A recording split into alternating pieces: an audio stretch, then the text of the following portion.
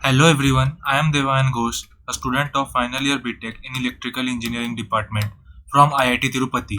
Today, I would like to give my term paper presentation for Queuing Theory course. The topic of my presentation is a fair listen before talk algorithm for coexistence of LTE-U and WLAN.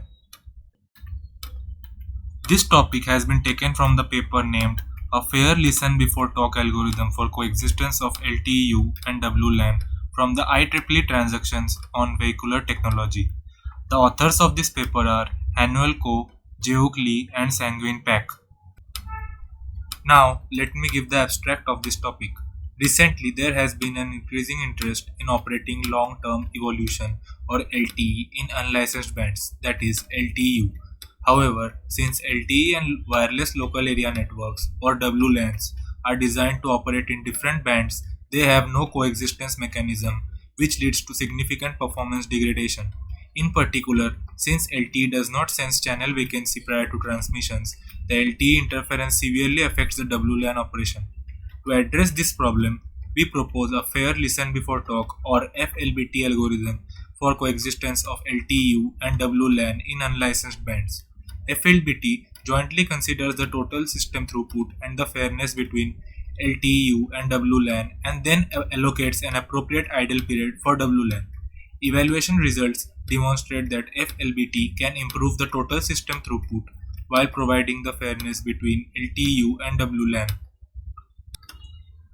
Now, let's have a brief introduction of the topic. There has been a compound annual growth rate of 57% in the data traffic from 2014 to 2019.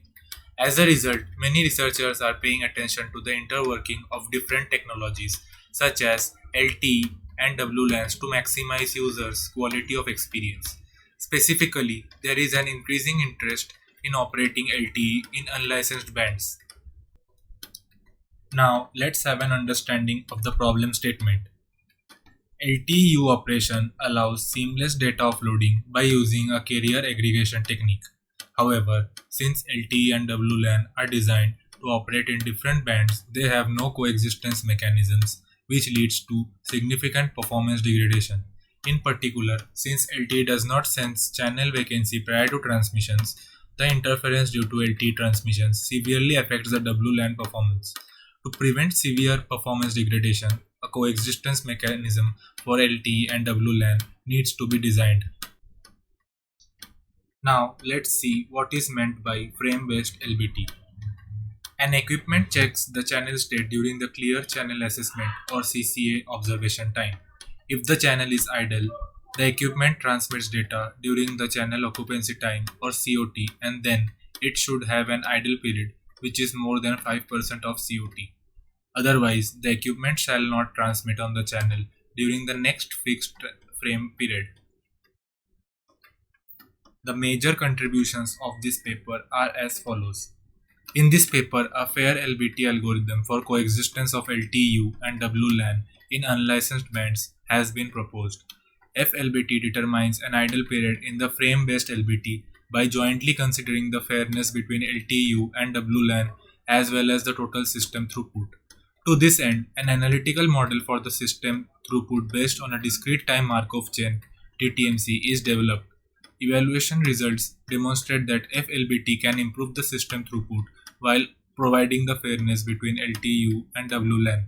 At the same time, FLBT is based on the frame-based LBT, which is a tactical LBT approach, and thus FLBT can be easily implemented and deployed in real environments.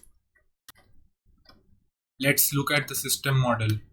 We consider a network model where one LTU access point, NL-LTU nodes and NW WLAN nodes operate in the same unlicensed band.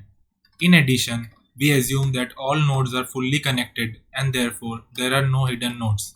The frame structure of LTU access point is given in the next slide. Originally, a frame in LTE consists of 10 subframes. The duration of one subframe is 1 millisecond, which is one transmission time interval, and thus the duration of one frame in LTE is 10 milliseconds. On the other hand, the LTU access point follows the requirement of the frame-based LBT, which indicates that the LTU access point should have an idle period more than 5% of channel occupancy time after it transmits data during COT. Therefore, a frame of the LTU access point has the dedicated idle subframes. The number of idle subframes is however decided by the FLBT algorithm. This is the time frame structure of the LTU access point. Here, please note that the last subframe is an idle subframe. To design FLBT, we first develop an analytical model for the system throughput when LTEU and WLAN coexist. Since we assume that all nodes are connected, the channel can be used only by one system, that is, either by the WLAN or LTU at the same time. Therefore, the normalized total system throughput can be expressed as the sum of the normalized WLAN throughput and the normalized LTEU throughput, respectively. To derive the normalized WLAN throughput, we introduce a DTMC model. The behavior of the backoff process of one WLAN node can be modeled by two stochastic processes, ST and BT, which represent the backoff stage and the backoff counter at time t, respectively. The developed DTMC model is illustrated in the next slide, where the ideal state represents that there are no data in the WLAN node's buffer.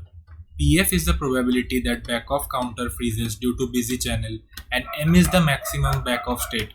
In addition, PA represents the probability that there is at least one data arriving during the unit slot time sigma, whereas PL denotes the probability that the buffer is not empty.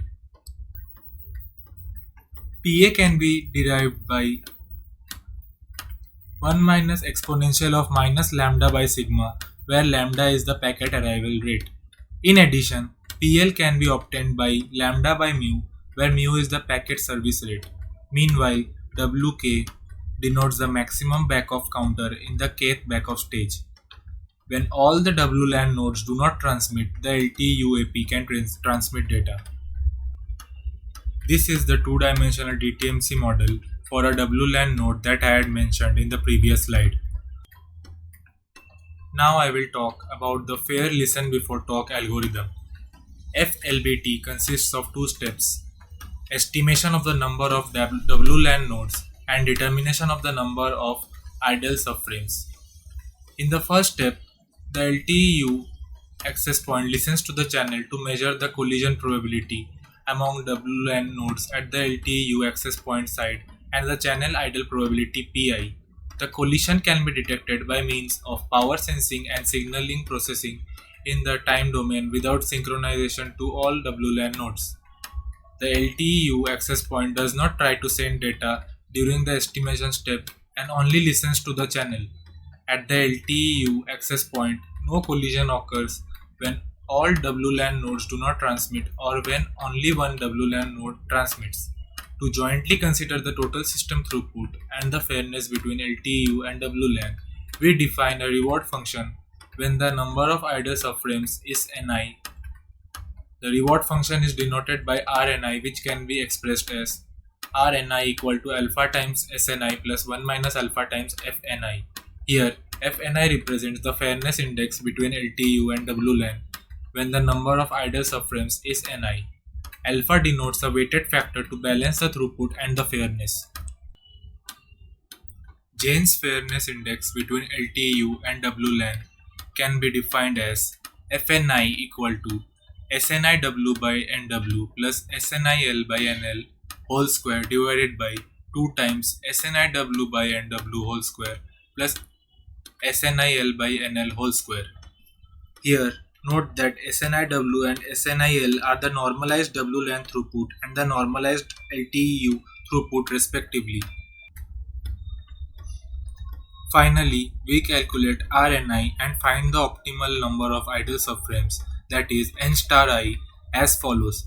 After alpha is set, the number of idle subframes Ni and the highest reward R star are initialized as follows. That is, Ni and F star matrices are set to 0. After that, FLBT searches Ni star to maximize Rni by comparing Rni for all possible values of Ni. Here are the evaluation results as given in this paper. For performance evaluation, FLBT is compared with the conventional frame-based LBT schemes with the fixed idle period. The effect of NW on F is shown in this slide. It can be found that F of FLBT is maintained as almost 1 regardless of NW. In idle equal to 1 millisecond, since WLAN nodes cannot obtain sufficient transmission changes due to the lack of idle subframes, lower F is obtained. It can also be seen that F continuously increases as NW increases when idle equal to 5 millisecond and idle equal to 7 millisecond. This can be explained as follows. In these schemes, excessive subframes are allocated to WLAN, whereas insufficient subframes are allocated to LTU when NW is small. As a result, F of these schemes will have a low value when NW is small. However, since more subframes are needed in WLAN as NW increases, F of these schemes can be improved. The effect of NW on S is also displayed here. Since FLBT selects Ni by considering S is maintained at a high value. In addition, it can be seen that S of idle equal to 1 millisecond has the highest value among the comparison schemes. This is because the scheduled transmission in LTU can minimize the channel waste in WLAN and can improve the total system throughput. On the other hand, when NW is 6 to 10, 3 idle subframes guarantee the largest reward R, and thus FLBT also allocates 3 idle subframes. Consequently, the throughputs of FLBT and idle equal to 3 millisecond become comparable. This shows the effect of alpha on R, where both NW and NL are set to 5. Since FLBT selects Ni to maximize R of FLBT has the highest value among all schemes regardless of alpha. In idle equal to 1 millisecond, R increases with the increase of alpha. This can be explained as follows. Large alpha means that S is more important than F, and allocating a small number of subframes to WLAN, that is idle equal to 1 millisecond, has the advantage of improving S and R. On the contrary, it can be observed that R of idle equal to 3 millisecond, 5 millisecond and 7 millisecond decreases as alpha increases. This is because excessive subframes are allocated to WLAN and cannot be effectively utilized due to the distributed operation of WLAN. In this situation, as the impact of S on R increases, or in other words, as alpha increases, smaller R is obtained. These are some of the conclusions drawn. In this paper, we have proposed an FLBT algorithm to allocate the appropriate number of idle subframes by considering the fairness between LTU and WLAN and the total system throughput. To this end, FLBT estimates the number of WLAN nodes and then determines the number of idle subframes. Evaluation results demonstrate that FLBT provides higher fairness between LTU and WLAN while maintaining high total system throughput. As I had mentioned in the second slide, this paper is the reference forum from where I have derived this PPT. I will hereby end my presentation. Thank you for patiently lending me your ears. I would like to thank our course instructor, Dr. Pooja ma'am, for motivating us to give this term paper presentation.